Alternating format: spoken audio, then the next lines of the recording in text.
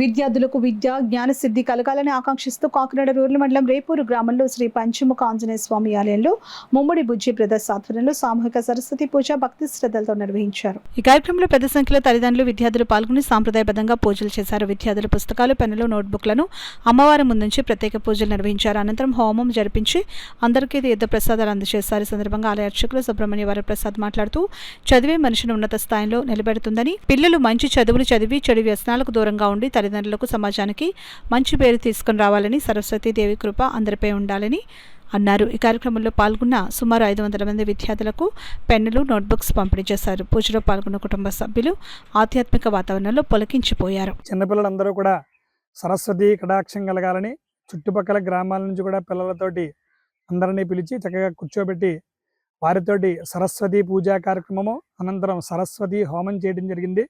ఈరోజు హయగ్రీవమూర్తికి ప్రీతికరముగా ఈ యొక్క సరస్వతి హోమం, సరస్వతి పూజ, హయగ్రీవ హోమము జరుగుతున్నది. అలాగే ఆరోగ్యం కోసం ఆయుష్యుక్త పారాయణ చేసి ఆయుష్యుక్త హోమం జరిగినది. అలాగే దానికి చుట్టుపక్కల గ్రామాల నుంచి కూడా వచ్చి విశేషంగా భక్తులు పిల్లలందరూ కూడా పాల్గొని సరస్వతి పూజ ప్రత్యక్షంగా పాల్గొని అమ్మవారి పూజా కార్యక్రమాన్ని చేసుకోవడం జరిగింది.